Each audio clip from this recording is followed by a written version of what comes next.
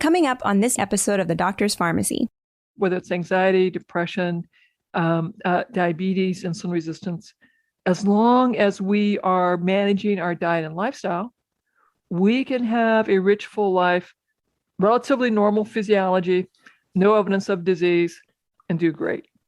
But if I think I can go back to that previous diet and lifestyle and not get sick, that's incorrect. Hey everybody, it's Dr. Mark. Now you probably heard me talk about how much I love infrared saunas on the podcast. Well, they've been linked to many different benefits like better muscle recovery, calming of the nervous system, improved circulation, even activation of the immune system to support healing. Saunas also promote the release of feel-good endorphins that give you that blissed out feeling and give your skin a healthy glow. Now, I know everyone doesn't have the room or the budget to have their own sauna at home, so I was really excited to learn about Higher Doses Infrared Therapy line. They have an infrared sauna blanket that gives you all the benefits of infrared in an easy-to-use portable blanket at a much lower cost than a standalone sauna. The blanket's really cool. It has layers of amethyst, which is a crystal, to deepen the infrared benefits, a tourmaline layer to generate negative ions, and a layer of clay to balance heat, and a charcoal layer to bind pollutants as you detox. Ooh, that sounds good. Or if you're someone who wants to experience the benefits of infrared without the sweat, check out Higher Doses Infrared PEMF Mat, which combines the dual technology of infrared with pulse electromagnetic fields. It works by sending electromagnetic waves through your body at different frequencies to help promote your body's own recovery process. The mat comes in 2 sizes, is built with a thick layer of 100% natural purple amethyst crystals in a mesh fabric across the entire mat. So whether you deal with chronic pain, work out frequently, or just need a moment to relax, lying on these mats even a couple of minutes a day will help ease your mind and body from the inside out. Get your own infrared sauna blanket or infrared PMF mat at higherdose.com today and use my exclusive promo code PHARMACY75, that's F-A-R-M-A-C-Y 75 at checkout to save $75. That's higherdose.com and the exclusive promo code is PHARMACY75. Or just go to higherdose.com/pharmacy, F-A-R-M-A-C-Y, to get your $75 off today. And I'm all about using food first when it comes to nutrition, but there are certain nutrients I recommend everyone supplement with because it's impossible to get adequate amounts from that alone. And one is magnesium, which our soils contain less and less of, meaning our food contains less too. Exposure to things like sugar, caffeine, and fluoride, and even stress deplete our magnesium stores. And we all have been pretty stressed, I know, lately. 80% of Americans are actually deficient or insufficient in magnesium. Probably 45% are deficient, which is a huge problem for our health. Considering the epidemic of stress we're facing, we should all be really conscious about our magnesium intake because it activates the parasympathetic nervous system. That's the calming, relaxing nervous system. Magnesium is also crucial for more than 300 other chemical reactions in the body and impacts everything from metabolism to sleep, neurologic health, energy, pain, muscle function, and lots more. My new favorite magnesium is from a company called Biooptimizers, and their magnesium breakthrough formula contains 7 different forms of magnesium, all of which have different functions in the body. There's truly nothing like it on the market. I really noticed the difference when I started taking it, and I tried a lot of different magnesium products out there. I also love all their products because they're soy-free, gluten-free, lactose-free, non-GMO, free of chemicals, fillers, and made with all natural ingredients. Plus, they give back to their community. For every 10 bottles sold, they donate 1 to someone in need. Right now, you can try Biooptimizers Magnesium Breakthrough for 10% off, and for a limited time, Biooptimizers is also giving away free bottles of their best-selling products, P3OM, and mass enzymes with select purchases. This offer is available while supplies last, so act fast. Just go to magbreakthrough.com. That's magbreakthrough.com/Hyman and use the code Hyman10 and you'll get 10% off this really great formula. I think you're going to love it as much as I do. And now let's get back to this week's episode of The Doctor's Pharmacy. Welcome to The Doctor's Pharmacy. I'm Dr. Mark Hyman. That's pharmacy with an F, a place for conversations that matter. And if you suffer from an autoimmune disease or a neurologic condition like multiple sclerosis, you better listen up because today we have an extraordinary guest, Dr. Terry Wahls, a good friend of mine, a member of the faculty of the Institute for Functional Medicine, and a leader in reimagining how we take care of really hard conditions like autoimmunity and multiple sclerosis. So Terry is a clinical professor at the University of Iowa, where she conducts clinical trials. She's doing the hard work of research in this space, which is so necessary. And I applaud you for that, Terry.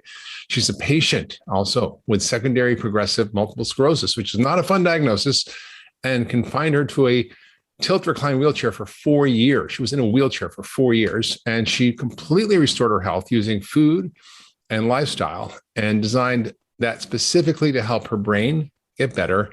And now pedals her bike to work every single day. She went from wheelchair to riding her bike 20 miles a day. And if you don't think that is an argument for the principles of functional medicine, I don't know what is. She's the author of the Walls Protocol, How I Beat Progressive MS Using Paleo Principles in Functional Medicine, and the Walls Protocol, a radical new way to treat all chronic autoimmune conditions using paleo principles, and the cookbook, The Walls Protocol, Cooking for Life, the revolutionary modern paleo plan to treat all chronic autoimmune conditions. Okay, that's a mouthful. You got to come up with shorter titles. Like blink. Okay. She conducts lots of great clinical trials. We're going to talk about some of those today, to talk about the effect of nutrition and lifestyle, food as medicine, particularly for multiple sclerosis and other progressive health and neurologic conditions. She teaches the public and medical community about her approach using food and therapeutic lifestyle to restore health. And she hosts a seminar every August where everyone can learn how to implement the protocol with ease and success. So welcome, Terry. Hey, thank you much. So we don't have a lot of return guests on the podcast, but you are one of them. And the reason I wanted you back is because your work is so important and it continues to evolve, and you continue to learn, and we continue to learn from you about how do we address these horrible conditions that are on the rise, the autoimmunity that is affecting 80 million people. And for people who don't understand autoimmunity as a single, entity like MS or colitis or Crohn's or Hashimoto's, it's common, but it doesn't add up to massive numbers when we look at it all together. So when you look at all autoimmune disease together, it's 80 million people, which is more than people almost that have cancer, heart disease, and diabetes combined. Okay, there's a lot of people. And the question for you today, Terry, to start with is, how has your thinking changed since we last talked? How has your regimen changed? Do you incorporate the same principles? Are you adding new things? What's different about your approach now? So we're adding new things. And I also have learned just how critical it is to deal with the mental, emotional, spiritual, so that people are willing to do the work. Because, creating new habits, creating new daily practices takes effort. And for people to go on this journey with me, I need to spend more time on that mental, emotional, spiritual side. So I spend more time there. And then, yes, we have created this really wonderful, robust process, Mark, the Walls Behavior Change Model, that actually has 15, 16 steps to help people make these changes step by achievable step. And we personalize the diet and lifestyle recommendations to match what they're willing and ready to do. That's amazing. And Terry, what have you noticed about your own health? Working with this over the last, I don't know how many years it is now, over a decade, right? What have you noticed? What have you learned? What has changed? What things have you changed in your own routine? Well, I spend a lot more time thinking about hormesis, so that mild to moderate stress, and I do it in a wide variety of ways. I do temperature hormesis. So talk about hormesis. What is that? So hormesis is a time where you have a mild to moderate stress on your physiology, followed by sufficient time for your physiology to repair, get back to homeostasis, and rebuild itself. So this is why strength training is so powerful. This is why high intensity interval training can be powerful. But you have to allow enough time to fully recover. It's also why temperature training is so powerful. So I take saunas probably 6 to 7 days a week, and I'll take them up to, and now this will shock your listeners. I can take a sauna up to 125 degrees comfortably, 140 degrees comfortably, even 160. But then, of course, I follow that with a cold shower. And I do cold showers in for 5 minutes. And in the evenings, I'll do an ice bath. Sounds fun. Yeah. So, it's a relaxing way to go to bed. Just jump in an ice bath. And what's interesting, Mark, is you do that ice bath. It is the fastest way to fall asleep. I have the deepest sleep on the days that I do an ice bath. Really? And you don't follow it like a warm thing, and before you go to bed, you get in bed freezing? No. I get You in bed cold. freezing. But my wife does complain about the cold legs. What you're saying is kind of heresy in some ways, because we always learn with multiple sclerosis that you never put people in a sauna. You avoid the heat. It's really bad for them, right? Well, that is true. And then it's better to fall asleep with a hot bath. So you need to very gradually increase your temperature stress. So many people with serious autoimmune conditions have difficulty with autonomic dysfunction, and they'll have a lot of difficulty with temperature hormesis. So they'll have to come at this very, very slowly. And as they heal and recover, lower their inflammation and lower the inflammation in their brain, they'll find that they can increase their temperature hormesis. And so we start with a room temperature bath, and a slightly cooler bath or slightly warmer bath, and gradually expand the temperature with which they can tolerate. But absolutely, you can't put people immediately into a cold shower or an ice bath or immediately into a sauna if they have a neuroimmune condition. They will not tolerate it. Yeah, but over time they can, you say. For you over now, it's helpful. Yeah, I think it's interesting. When we talk about hormesis, it's not a concept that most doctors know about, most people know about. I certainly hadn't heard about it until the last decade or so. And essentially what you're talking about is a stress to the body. It's sort of like what doesn't kill you makes you stronger, which is how intermittent fasting works, or prolonged fasting, or exercise. When you exercise, you're creating a stress to the body. Those actually help sort of cause a trauma or a stress, which then creates a healing response in the body. And that's what you're describing. As long as you have sufficient time to fully recover. And for years when I was an athlete, because I did long distance running, I did martial arts. I did not spend enough time in recovery. So, and many athletes do this. We train so hard. We don't spend sufficient time in recovery. And actually, we probably would have made faster gains if we would pay a lot more attention to recovery. What does recovery look like?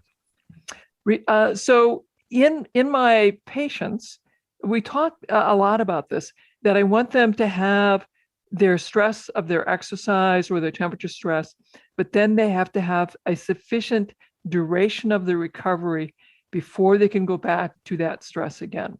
So many of my patients, they're severely disabled. So for them, a 2-minute exercise may be all they can do and still function for the rest of the day. And so we discuss, you do the gentle exercise, and can you function normally later in the day? How long does it take for you to recover? And then gradually increase their exercise. Interesting. Now, Terry, you talk a lot about the food as medicine. We're going to get into that a little bit more, but you sort of touched on it a little bit about stress and how that played a role, particularly in your case of getting MS. Can you talk more about that and the stress of medical school and what happened to you? My trigeminal neuralgia began during medical school. And yet looking back, I grew up on a farm, physically very active, lots of vitamin D, probably really a very good diet. Went into medical school, became a vegetarian, went very low fat, was no longer outside. So my vitamin D levels plummeted. I was certainly not taking supplements. I was not sleeping at night very much. We certainly had enormous amounts of stress and going through those clinical rotations. It was during my third year of medical school that I started getting, my facial pains, the zingers, as I call them. Yeah. And I would have them, for the next 20 years, and then and they were gradually getting worse. And, that was during my clinical practice. I was very ambitious. I was in physician leadership, again, a high stress job. My zingers were getting worse. And then I developed motor symptoms and had weakness in my left legs. Wow. And the stress is clearly stress was always there and was a big driver that was happening just before the onset of my zingers. And then, I had a transient episode of dim vision in my left eye. And again, that was associated with stress. And I had some severe work stress just before the onset of my left leg weakness. And so you feel like, how have you dealt with stress in a different way? And how has that helped you with your MS? It's interesting. During college, I learned how to do transcendental meditation. And during medical school, I quit that. And, when I was diagnosed with MS, even though I knew that stress was a big factor, I did not go back to meditation. It was not until, I was in the wheelchair, I went back to reading the basic science. I was working on my diet, again, discovered functional medicine. And then I was like, I got to do everything. And that's when I went back to meditation. I thoughtfully redesigned my paleo diet. I discovered electrical stimulation. And I think it was the combination of doing all of that.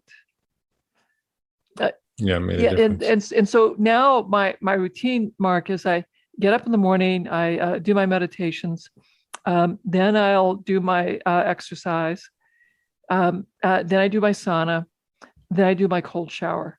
And that routine in the morning. How long does that take you? It takes me about 2 hours to do all of that. And I learned to put that in my schedule. And then in the evening, most evenings I will again do a round of meditation and a ice bath. Oh, really? Wow. Yeah. Sometimes so you don't do a hot bath first. You just do the ice bath alone? I just do an ice bath. Wow. And that's brave. I like to do a sauna first. And sometimes saunas, they're really very nice. But, the reason I keep going back to the ice bath is the quality of my sleep is better. Oh, really? Wow. I'm going to try that. So you just get in a cold bath, and how long do you stay there?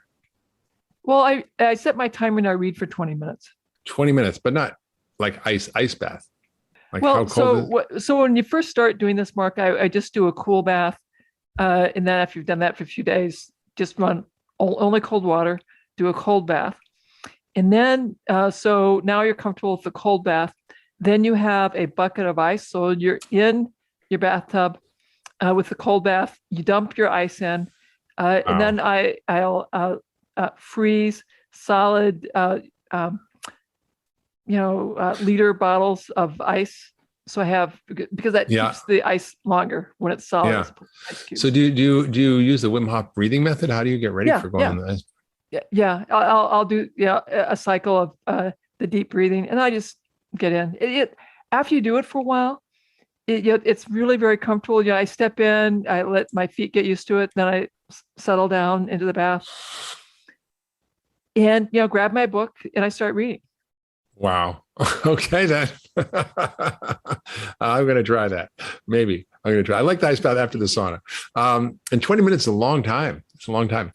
Well, you get comfortable really quite quickly. And, I quit, but, the quality of my sleep is so much better when I do the cold bath, the ice bath.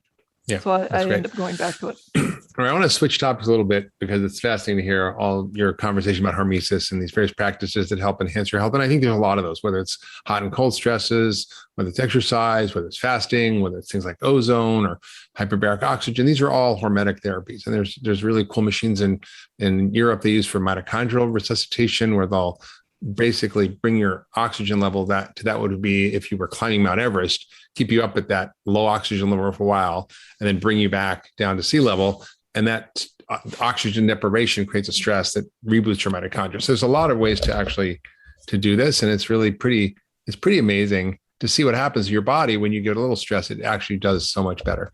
Now let's talk about the research, because one of the arguments around functional medicine is that there's no evidence, it's lack of evidence, it's not evidence-based, blah, blah, blah, blah, blah.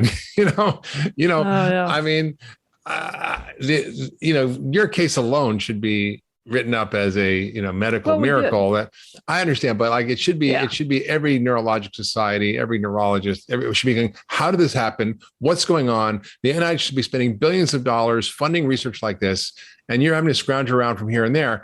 And even the MS Society first kind of shunned you and banned you. And now they ask you to speak, and now they want your help. So you've done a lot of the hard work around the research. So let's talk about the clinical trials that you've done, what you've learned, what you've found, and what they've shown, because your approach, and maybe for those who are just listening to this podcast first time, let's just sort of back up and go, what is the Wells protocol? What is the concept of the diet? Why are the principles of the diet used in the way they are? And what are the key take homes around that? And let's get into the research of how this works. So first we'll talk about the dietary approach. So the way you might think about it when I talk with the public is sort of a pre-Walls diet is a Mediterranean diet, which everyone agrees is a great diet. More vegetables, legumes, more fish. So nice, healthy diet. And then the first level of my diet, we have people stress. And the goal is 9 cups of vegetables, 3 cups of greens, 3 cups of sulfur-rich vegetables in the cabbage, onion, mushroom family, and 3 cups of deeply colored things like beets, carrots, berries. And then I want them to remove gluten, casein, and eggs, because they're the 3 most common food antigens that can cause an excessive immune response. Plus, no more waffles. no more waffles. You actually know I make cashew waffles. I make all kinds of great things. You can kind of cheat. There are things you can do. So that's the first level, and you can do that as a vegetarian, and that is fairly close to a gluten-free, dairy-free version of a Mediterranean diet. Then the next level is becomes more Paleolithic. So we reduce the gluten-free grains and legumes to no more than 2 servings a week. We add in and stress organ meats, seaweeds. If you're going to have nuts and seeds, we suggest that you have them soaked and sprouted. And why organ meats? Why organ meats? Because organ meats are something people avoid, right? Liver, kidneys, thymus. Yeah, they don't know how to make them. And they're actually delicious. It seems like the poor man's food, steak and kidney pie and all that stuff. Yeah.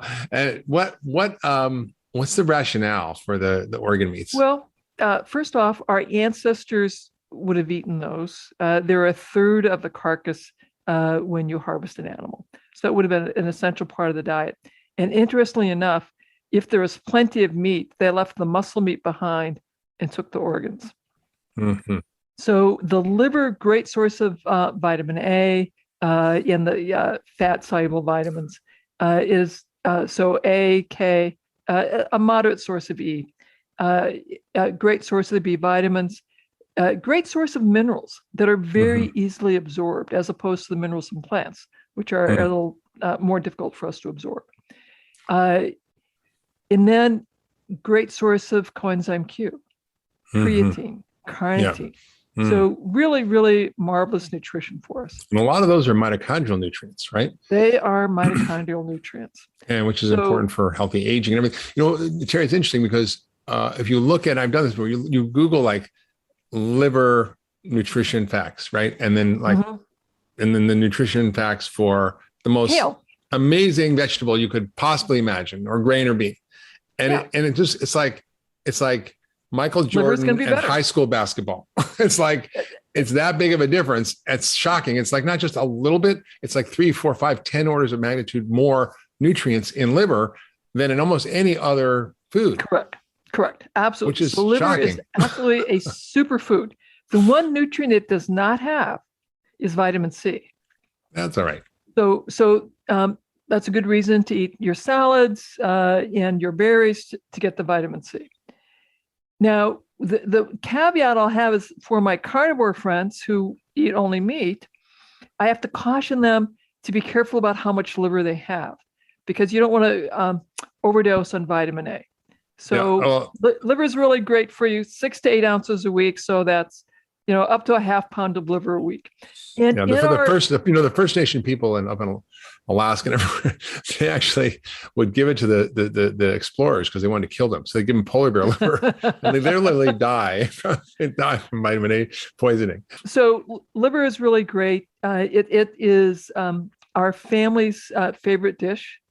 So my family makes liver for me on my birthday because they know it's a special meal for us. We just really love that a lot. For me, it was a poor man's meal because we were very poor in New York City when I lived as a kid with my mom, and we would live in this tiny 1-bedroom apartment, and we'd have liver and onions and rice, and I thought that was like a fancy meal, chicken liver. No, I didn't realize it was like because we were poor. Well, Boy. and it is actually quite handy because it is relatively inexpensive. You can get organic liver very inexpensively because the market doesn't understand how valuable that nutrition is. Another really great organ meat, of course, is heart. Heart is sort of like filet mignon. That is just so delicious, incredibly delicious. And then, oysters, clams, mussels, those are all organ meats. Oh, really? Quite delicious and quite. What about the liver toxicity, like of liver? Because people say, liver isn't that the wastebasket of the body where the toxins go? Isn't it bad to eat that? So where the toxins go is really the fat of the animal. So people like bacon. So if you're worried about toxicities, be sure that your bacon is organic. And if you're concerned about liver is fatty. Liver is fatty. I would certainly have it be organic. And I think that is prudent.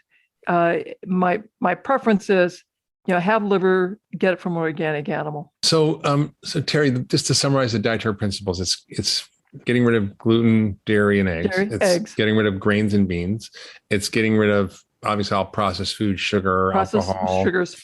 Right. More vegetables. Lots more vegetables. And tell us about your 9 cups of vegetables and the different kinds of vegetable categories, because I think it's really important to help you understand. It's not just any vegetable that you need. You need vegetables that contain certain compounds, which are medicines for the body. So we want to have lots of greens. Greens are a great source of carotenoids, lutein, zeaxanthin, myozeaxanthin. These are essential nutrients for your retina and also for your brain, because your eyes are really just extensions of brains.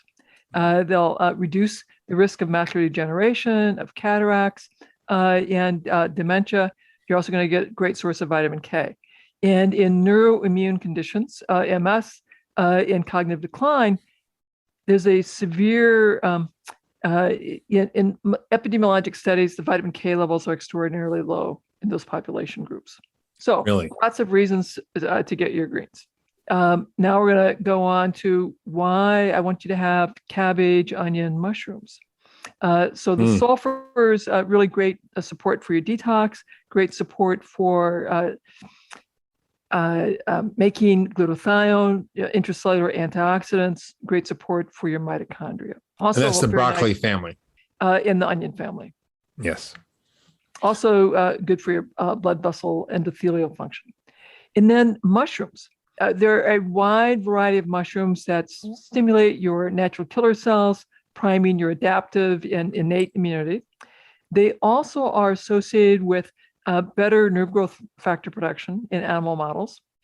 And in human studies, associated with much lower rates of cognitive decline and depression. Wow. Well, I feel good about taking my mushroom powders every morning. So take your mushrooms. I have mushrooms in my tea every day. So amazing. Lots of reasons to have your mushrooms. Okay, so that's the food part. Now you've taken this approach. You didn't get the colors yet. So the colors. We're also in 3 cups of colors. And I want to have a wide. Okay, wait. Before you go on. So the government says 5 to 9 servings. A serving is half a cup. So you're talking about not 5 to 9. You're talking about 18 cups. Just so people get the idea. Well, 9 cups. No, 18 servings. 9 cups, 18 servings, right. And I'm not trying to have you eat more than what your appetite will allow you. The point I'm trying to have you do is you eat your protein, and we have strategies for vegetarians or meat eaters, and you eat lots of vegetables. You don't need to be hungry, but you're not eating junk. Mm-hmm. When you're hungry, you're eating these vegetables. And we want to have sufficient protein and lots of vegetables.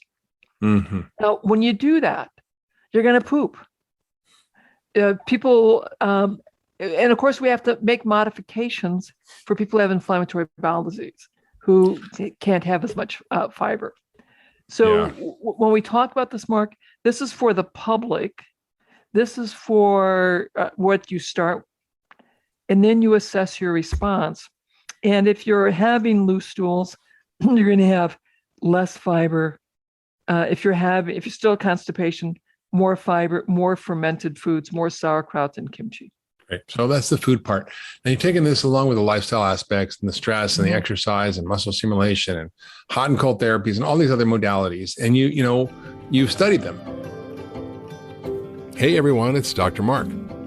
I always say I want it to be 120, but I really only want to do that as long as I'm feeling great and still able to do all the things I love. Aging well requires some mindfulness and intention, but that doesn't mean it has to be hard. As I've dug into the research on aging and health, one thing becomes super clear. We have to take care of our mitochondria. These are our cellular energy factories, and as we age and eat too much or sit at our desk too much or expose to toxins, our mitochondria deteriorate and our bodies suffer. I discovered this product called MitoPure from Timeline Nutrition that specifically regenerates mitochondria and supports cellular energy production. MitoPure is the first and only clinically tested pure form of natural gut metabolite called urolithin A. It comes from pomegranate. It's really cool, actually, that clears damaged mitochondria away from our cells and supports the growth of new, healthy mitochondria. We can't directly get urolithin A from foods because we need our gut bacteria to create it for us. And since most of us don't have a really healthy gut microbiome to actually get enough urolithin A out of food, MitoPure is a great solution. And right now, Timeline Nutrition is offering my community 10% off MitoPure, which you can get in a capsule, powder, or protein blend at timelinenutrition.com. That's timelinenutrition.com, TIMELINE.com/Dr. Hyman, DRHYMAN. And use the code Dr. Hyman 10 to get the discount. I've been using it for almost a year now, and at 61, I feel stronger and more energized than ever. And now let's get back to this week's episode of The Doctor's Pharmacy. And one of the challenges for traditional medicine is that when we look at research, we like to study one thing. Let's study this drug for this disease in this patient. And one molecular pathway at a time. Yeah. It's like I was talking to a doctor, a scientist about dementia and say, look, these patients, dementia is a syndrome. There's many causes for it. It could be the microbiome. It could be gluten. It could be toxins. It could be Lyme. It could be mold. It could be insulin resistance. And it could, it could be a lot of multiple. All of them. Right. And so it's all of them, or it could be nutritional deficiencies or hormonal imbalances and all these things. And I said, what's going on is that these patients need to support all these things in order to get better. And she says, well, let's just study one thing. I'm like, let's see, if diet is important to eat right, it's important to exercise, it's important to sleep right, it's important to deal with stress. Are you saying we just study exercise but not diet and the rest? It just doesn't make any sense. It's like, let's just see if we can grow a plant by just giving it nitrogen. We won't give phosphorus, potassium, we won't give water, we won't give sunlight, we won't have a healthy soil, but we're just going to give it potassium and see if the plant can grow. Like it just doesn't make any. It doesn't make any sense. So you've been so pioneering in creating these multimodal interventions somehow, where you look at multiple interventions, and they pass by the review boards for the research, and they're actually clinically far more effective than anything we've seen for MS and these chronic autoimmune neurologic issues. I have a really unique reason I'm able to do this, Mark. So I was on the institutional review board for the University of Iowa for years, before. I became disabled. So they watched me become profoundly disabled and then recover, walk and bike. I'm still on the institutional review board. And so when I came with my first protocol, actually the review board declined. What? Rejected the protocol. But and the reason ultimately this all got to happen, the dean of the College of Medicine called the head of the institutional review board and said, I really want Terry Steady to get approved. So work with her to meet whatever concerns you have so she can do her little study, because I want her to do that little single arm safety and feasibility study. So then the head of the IRB called me, arranged for me to meet with the Pharmacy and Therapeutics Committee, because they were worried about the supplements. So we addressed the supplements. We had a pretty strict exclusionary criteria. We had to do a bunch of safety labs. So we got that part worked out. Then they were worried about the diet, this crazy diet, because it's excluding food groups, and nobody could follow this diet. So then I had to do a pre-study. And fortunately, we had someone following the diet. That was me. So they analyzed my diet. And when the dietitian analyzed my diet, she said, And she had done dietary analyses research for about 30 years. She goes, Wow. I have never analyzed a diet that was this nutrient dense in all of my years of research. Amazing. So we got approval and we're able to do our little study.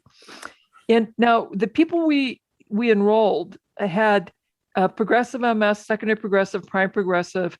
They were using canes and walkers. They had severe fatigue. Nobody with cognitive decline got in because we excluded those folks. We asked them to abandon, and they were having like 5 servings of gluten, dairy, and eggs every day, 1.5 servings of vegetables a day. So really a standard American diet, no exercise, they're exhausted. Yeah. At the end of 12 months, they were having on average 8 cups of vegetables a day. Wow. So dramatic change. And they had and they were fully compliant with their diet 90% of the days. And then on the exercise, doing the exercise and the e-stim every day, 75% of the days they had done their exercise and e-stim. Wow. The average meditation minutes, I think, was 7.6 minutes per day. And the self-massage was 3.6 minutes per day. So these exhausted people did remarkably well with this complicated multimodal intervention at the end of the year. It's impressive. Now, the other reason I'm able to do my crazy research, Mark, is I'm not getting funded by the NIH. You mean they won't fund you? They won't fund you. We write grants. We get scathing reviews. We just got another grant back, scathing reviews, and we'll Negative. Yeah, negative. Why? Reviews. What are they saying? Well, the reviewers clearly have a pharmaceutical point of view. They didn't think people could do the diets. The Swank and the Walsh diets were too unpalatable. People wouldn't follow the diet. They thought it was unrealistic that we're going to follow people for 2 years. Why are we doing MRIs? Because you need drugs to have a favorable impact. Oh my God. But crazy. Okay, so we have that challenge. Now, the benefit I have, Mark, is because my work has been actually effective at transforming people's lives. We've transformed the lives of people who are cold calling the university saying, I believe in what Dr. Walls is doing. I'd like to support her research. So that's to fund you. They fund our research. And so that's how I funded the first study, the safety and feasibility study. It was a group out of Canada, founded by Ashton Embry and his wife, Joan. They gave us the funds for that first small pilot study. And we had a PhD student that helped me run that study. And the university and the VA gave me time, which of course is hard to get, to run the study. So what did the study find? Well, that was that very first study, which we showed that people could radically change their diet. They could do the meditation, the exercise, and the fatigue severity. And on a fatigue severity scale, score goes from 7 to 1, 7 total fatigue in every aspect of your life, 1 no fatigue. Dropped 2.38 points, and 0.45 is clinically meaningful. So that's a huge drop. And the anxiety remarkably went down. Depression remarkably went down. Verbal memory, nonverbal memory, and performance went remarkably up. And half of our folks had improvements in their 25-foot walking time.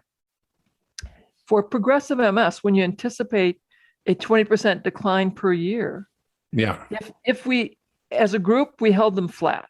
So as a group, that was remarkably. They didn't get worse, which normally they do. That's why it's called progressive, right? Yeah. That's why they call it progressive. Right. So that's very exciting stuff. So that was the first study that people could tolerate it, they would do it, and then they didn't get worse, and they often got better. and had a reduction in fatigue. What were the next follow-up studies you did, and what did they show? So the next study was a small study, again, funded by our donors.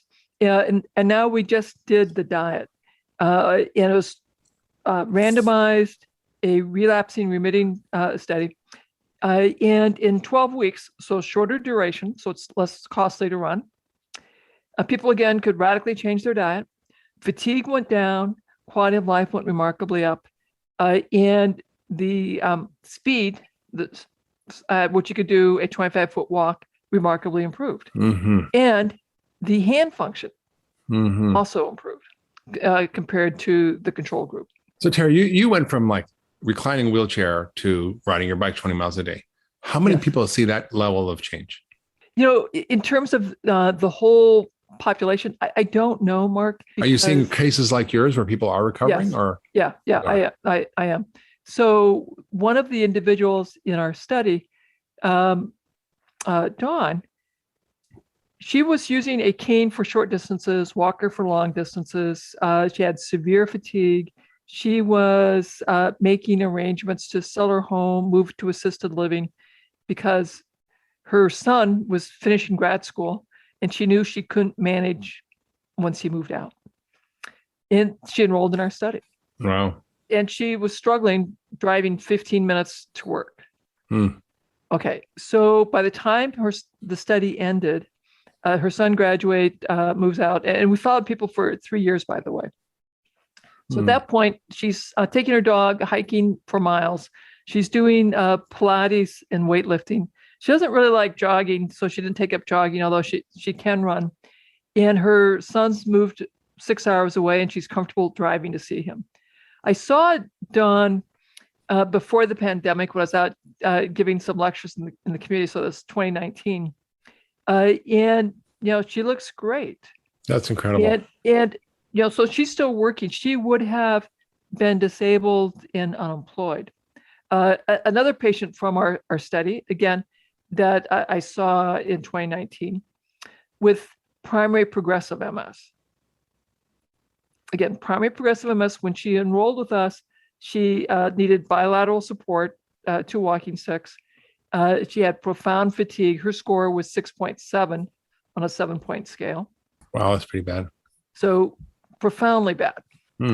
So she's walking comfortably now. And, so we enrolled her in 2010.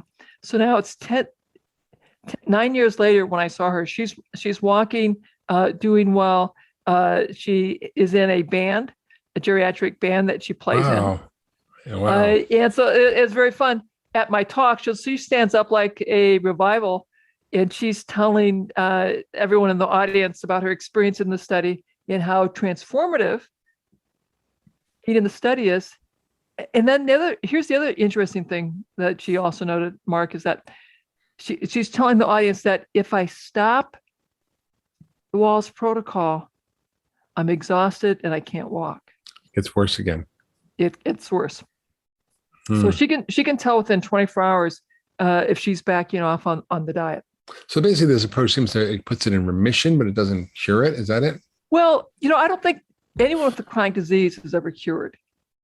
We control it. We restore physiology. We can improve our health. But if I came to your house and had gluten, dairy, and eggs, my trigeminal neuralgia would turn on within 24 hours, and I would have incapacitating pain. But technically, you're cured if you don't eat that stuff. Like, in other words, like if your diabetes, your A1C is perfect, but if you eat sugar, it goes up. Well, yeah, I guess maybe somebody else wouldn't. So you always have the tendency toward it. But I'm very careful to not claim cure, but I'm careful to say I'm very well managed as long as I take care of myself, following the Walls protocol. I can bike, I can hike, I'm pain free, and I do really very well. And that is true for all of us who have, whether it's anxiety, depression, diabetes, insulin resistance. As long as we are managing our diet and lifestyle, we can have a rich, full life, relatively normal physiology, no evidence of disease, and do great. But if I think I can go back to that previous diet and lifestyle and not get sick, that's incorrect. Right. I agree. It's like I had this patient once who, was diabetic, and I told him what to do, and his blood sugar went to normal. He says, Dr. Hyman, now my blood sugar is normal. Can I go back to eating my carbohydrates? I'm like, no, you can't. So you just got a $2 million gift to support your study, the sort of clinically isolated syndrome and relapsing remitting MS. Well, so talk about that. Yeah, that was a very exciting study. We're about to launch that just before the pandemic. We're going to have newly diagnosed MS clinically isolated syndrome folks, baseline assessments, baseline MRIs, basically give them the WALS protocol, and have monthly support calls, bring them back in a year, repeat all the assessments, including the MRIs. And then the pandemic happened. And so, unfortunately, we had not started our study. So we had to redesign everything and reimagine the study. So the study is now a virtual study, and it has 3 arms. One, again, newly diagnosed folks who have been offered drugs and have declined drugs, and we basically put them on the WALS diet, a stress reduction program, and an exercise program. And we do virtual assessments every 3 months, monthly support calls. Then the control arm are folks who are, again, newly diagnosed and are taking disease-modifying therapy. And they can have whatever diet and lifestyle interventions that they want. And then the third arm, we decided that we needed a third arm now because we can't get the MRIs the way we hoped. What we're doing is we're extracting the medical records here at the University of Iowa of newly diagnosed folks with MS and clinically isolated syndrome. And we are counting in everyone from their medical records, their number of lesions, the number of relapses, and the progression of symptoms or remission of symptoms during that time period. So we will probably it'll probably be another 8 months of data collection, and then we will analyze our data. So, with MS, there's often white matter changes in the brain. In other words, there's scarring in the brain that you can see on an MRI. Do you see changes in that as well? We're going to find out. I do know that in our intervention arm, we do have some folks who are having more relapses who have elected to go on drugs. We are also having some folks who have had their follow-up MRIs and lesions have disappeared, and they're not having relapses. And their neurologists are like, wow, this is really amazing. Yeah. And so we'll see what happens at the end. Certainly, the vast majority of folks in our intervention arm are reporting symptoms are going down. Their motor problems are reduced. Their sensory problems are reduced. Vision is improving. Impressive. So how is this research being received now? What's different about it? Because it seems like you hit a lot of resistance at the beginning. The MS Society wouldn't even talk to you, like you're a quack. And now they're wanting to talk to you, work with you. What are you seeing? Why all this is happening, I think the TED Talk went viral. I got a book deal. The book was a bestseller. The MS Society monitors social media, and they saw that when my book came out, all of the attention, which led them to prioritize and create a wellness conference. And they actually tracked me down and got me to the wellness conference. I was one of the scientists there. That's amazing. And then they made a priority to fund dietary and lifestyle research and funded our the WAVE study. So that one was funded by the MS Society. So great, Harry. And the work you're doing is so important, and putting the foundation of research behind it and showing the efficacy. And I think, have you seen your neurological colleagues who specialize in MS start to change at all what they're doing, have a different view? Are they still stuck in diet doesn't matter? Like where are we at? Well, we're certainly making a lot more progress. There's more research that the microbiome is altered. There are more people doing dietary intervention studies. Now we have some small studies about calorie restriction, fasting, ketogenic diets, the Paleolithic diet, Mediterranean diet, Swank diet, McDougall diet. So all these small studies. Our WAVE study is the largest study to date. We have a protocol in front of the IRB for a couple more studies that I'm really excited about. One is a study of the online program that I run. Yeah. So we're going to evaluate the dietary intake and whether or not that is associated with changes in quality of life and fatigue. So that's going to be very, very exciting because if an online program can do those things, then that makes this, available to everyone. Yeah.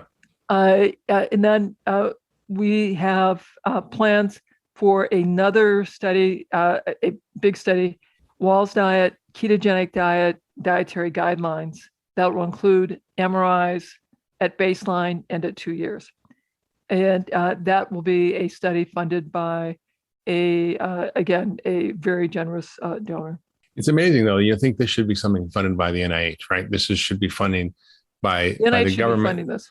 And now, we're having private donors doing it, which is fine, but it's unfortunate that, you can get millions and billions of dollars to study drugs, but you can't get 5 cents to study lifestyle or nutrition. And that's because there's this dedication to thinking we can understand biology, molecular pathway by molecular pathway, but biology is a network of balancing and counterbalancing pathways. Absolutely. And I think if we're going to create health, we have to study complex systems, and you have to support the entire system. That's right. I mean, that's what functional medicine is. It's treating the system, not the individual symptoms or diseases. And then when you do that, it's the only way to create health. I mean, you're not actually treating MS. You're just creating a healthy person by getting them off crappy food, getting a real diet, getting exercise, reduce stress, sleep better, take a few supplements to optimize your pathways, metabolic pathways. I mean, you're not really treating MS specifically, right? You're correct. And that's what people don't realize. This is not an MS treatment. This is a health treatment. And for anybody with an autoimmune disease, this can be a very powerful model. When I first had my recovery, my partner started complaining about what I was doing, and I got called in. They had to speak with the chief of staff and the chief of medicine at the university. And then I got sent to the complementary alternative medicine clinic, and my chief of medicine sat me down and said, "Terry, you got to talk about it differently because you're making people upset." And what I learned, and the way I shifted my conversation, Mark, was that I told my patients that we're going to monitor your drugs and your disease, but we're going to focus on supporting how your cells run the chemistry of life. And we'll just see if I have to adjust your medicines if you run the chemistry of life a little bit better. And so we're going to do it through diet and lifestyle. And that's what I documented in the chart, that I'm supporting their health. And then we will watch for side effects on their medicines. Yeah. So I had to learn how to talk about it in a way that was more comfortable for people and to make sure that people did not think I was treating disease, that I was working on creating better health. That's what I always say. Functional medicine is the science of creating health, and disease goes away as a side effect. That is exactly right. And what we're simply doing is monitoring the drugs to be sure people are not over-medicated. No, exactly. Right. I had a huge problem when I wrote my book, Blood Sugar Solution, because people started following the book, and it was a #1 bestseller, and people were following the program, and we're getting all these calls. My blood pressure is too low. My blood sugar is too low. I'm like, yeah, you don't need your medication. So I had to put in a big warning. It says, if you're on medication, this program can be dangerous because it will prevent you from needing those medications. And if you're taking them, your blood sugar and your blood pressure are going to go too low. So you need to taper off them with your doctor. Yeah. Yeah. So, cool. We did that as well. We put all these warnings in my reprints in the book to say, you got to, if you're on meds, you have to work closely with your doc because you may need to read steadily. Exactly. So let's switch topics a little bit. I want to talk about the microbiome. You mentioned it briefly, but I remember years ago, even 20 years ago, I had an MS patient, and she said to me, "Dr. Hyman, Well, I have irritable bowel, and whenever my irritable bowel gets bad, my MS gets bad. When my irritable bowel is better, my MS is better. And I was like, oh, noted. Like when patients say that stuff to me, I pay attention. And that was before even the word microbiome was in the culture at all. And in functional medicine, we always address the gut. We always address the gut as a way of dealing with inflammation. And MS is an inflammatory disease. So what is the story of the microbiome and MS, and why is there such a link? And how does it all connect? And what do we do about it? Yeah. And how does the Walls protocol affect the microbiome? Well, we have a greater appreciation that your microbiome is talking to your T cells, your T regulatory cells.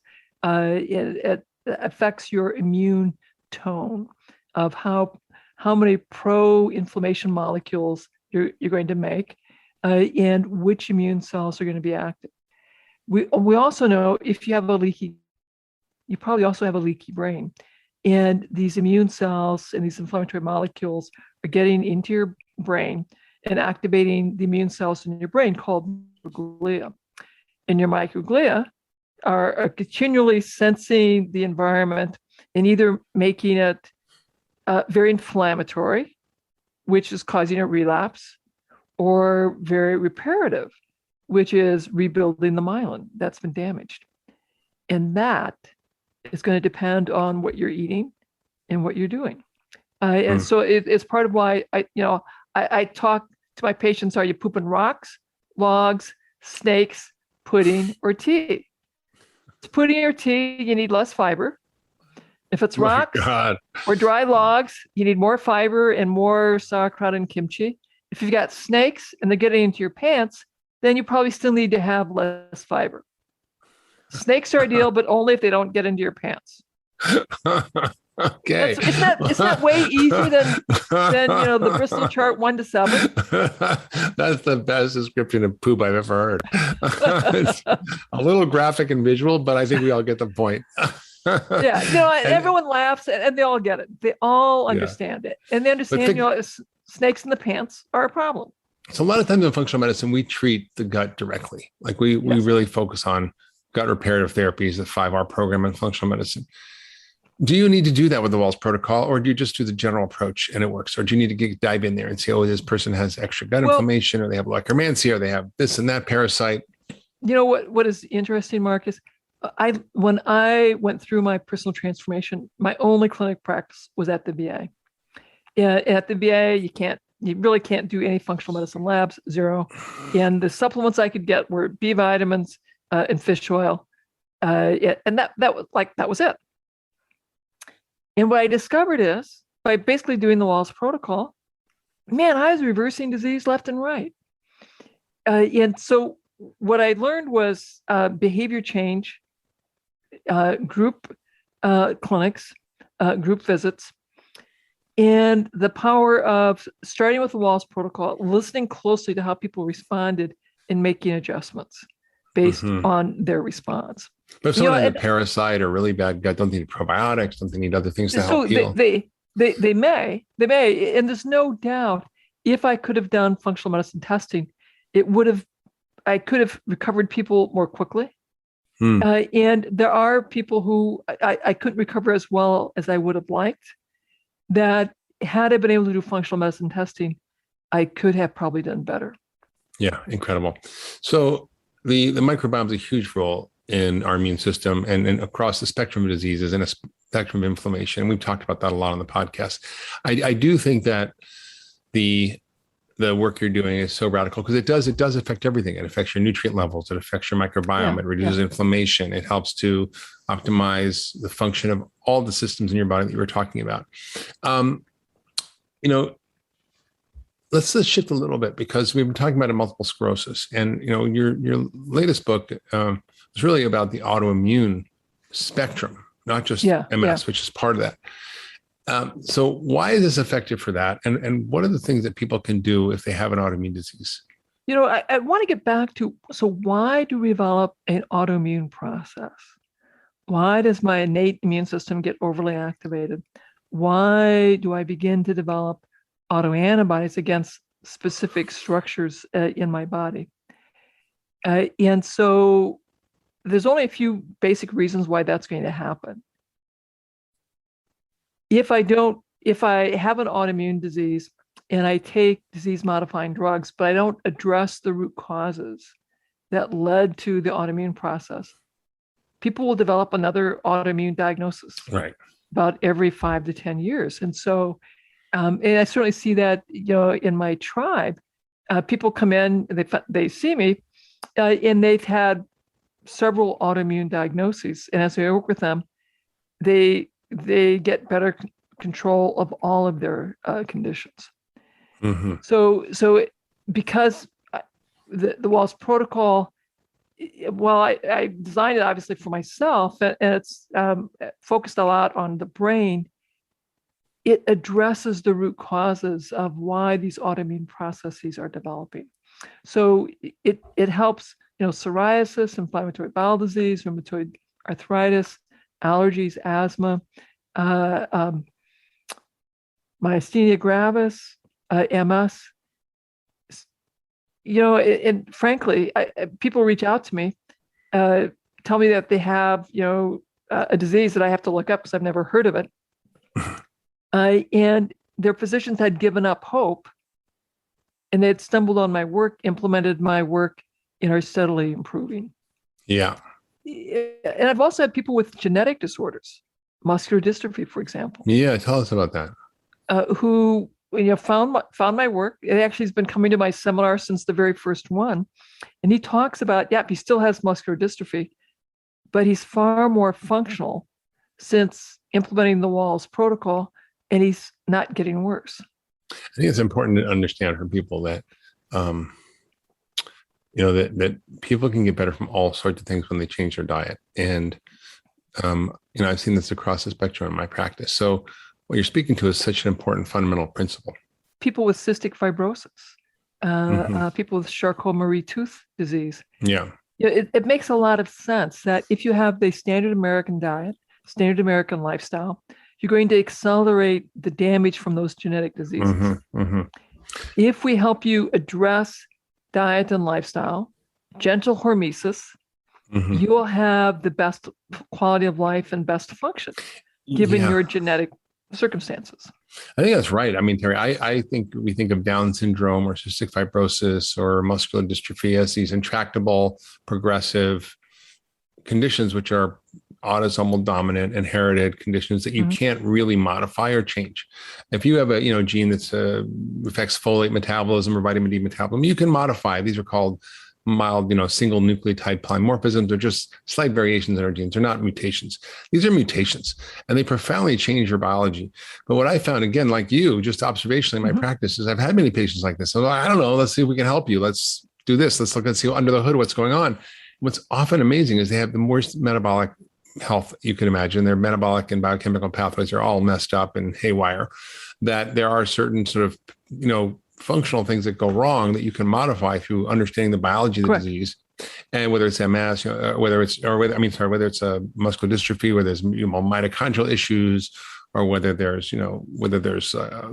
Down syndrome, where there's huge insulin resistance and inflammatory pathways and methylation problems. You can really impact them by changing their diet, by certain types of supplementation. And it was striking to me to see that, where people can have really dramatically improved quality of life. You're not curing Down syndrome or muscular dystrophy, but you are modifying the course of the disease, and you're actually improving their overall health and quality of life. Absolutely. Absolutely. I spent a lot of time trying to tell people the goal is to have the best function that we can for you. And the way to do that is nutrition, sleep, stress management, and consistent, gentle hormesis. Absolutely. Absolutely. And I think, in terms of the autoimmune in general issue for people, do you suggest they just try the Wahls protocol? Is there another strategy you have for them? So I want to figure out where they're at. I want them to know what they want their health for. So we deal with the mental, emotional, spiritual. And then we have them start with the Wahls protocol. And I stress this is a family intervention. So it's a negotiation. What is the family willing to do? And to do all of this together. And, depending on the circumstance, I might put them on the Wahls elimination diet. I might run them through food sensitivity testing so we can be very precise. Or they may need to start at the Mediterranean diet because that's all the family is willing to do. So there's a clear negotiation as what are you willing to do? Because whatever the intervention is, I want it to be 100%. Doing the Walls diet at 50% is not very helpful. Yeah, cut down from 6 Diet Cokes to 3 a day, right? Doing the Mediterranean diet at 100% is better than doing the Walls diet at 50%. So I want to have a negotiation. What can we do 100%?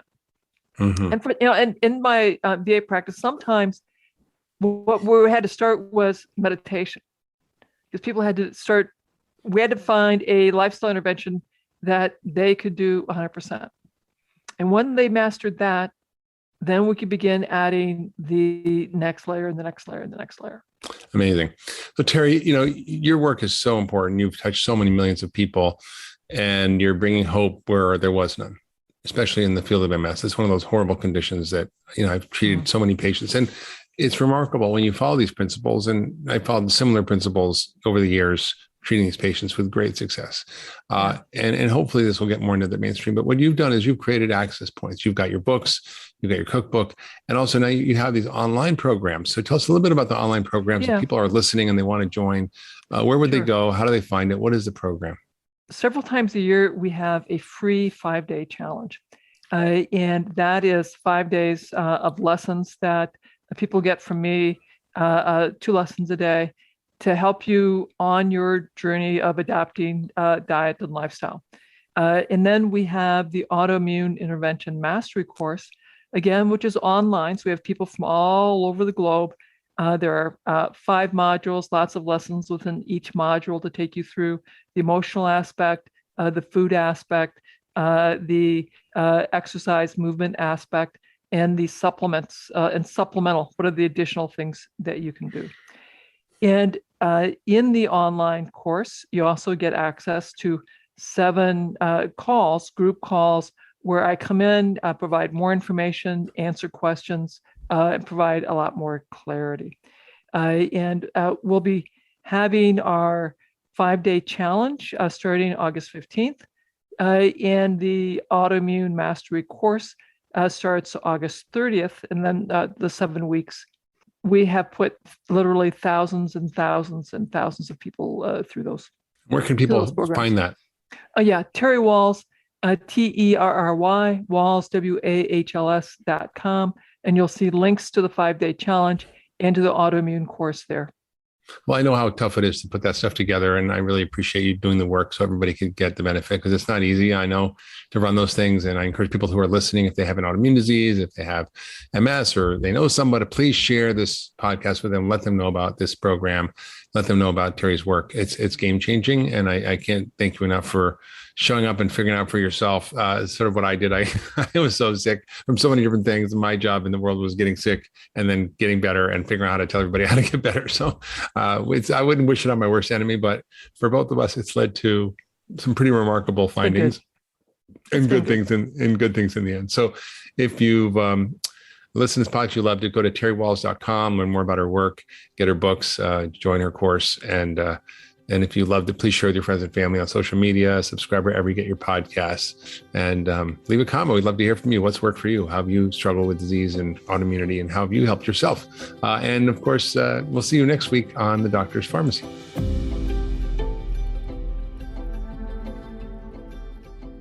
Hey everybody, it's Dr. Hyman. Thanks for tuning into The Doctor's Pharmacy. I hope you're loving this podcast. It's one of my favorite things to do, and introducing you to all the experts that I know and I love and that I've learned so much from. And I want to tell you about something else I'm doing, which is called Mark's Picks. It's my weekly newsletter, and in it I share my favorite stuff, from foods to supplements to gadgets to tools to enhance your health. It's all the cool stuff that I use and that my team uses to optimize and enhance our health. And I'd love you to sign up for the weekly newsletter. I'll only send it to you once a week on Fridays. Nothing else, I promise. And all you have to do is go to drhyman.com/picks to sign up. That's drhyman.com/picks, P-I-C-K-S, and sign up for the newsletter. And I'll share with you my favorite stuff that I use to enhance my health and get healthier and better and live younger, longer. Hi, everyone. I hope you enjoyed this week's episode. Just a reminder that this podcast is for educational purposes only. This podcast is not a substitute for professional care by a doctor or other qualified medical professional. This podcast is provided on the understanding that it does not constitute medical or other professional advice or services. If you're looking for help in your journey, seek out a qualified medical practitioner. If you're looking for a functional medicine practitioner, you can visit ifm.org and search their Find a Practitioner database. It's important that you have someone in your corner who's trained, who's a licensed healthcare practitioner, and can help you make changes, especially when it comes to your health.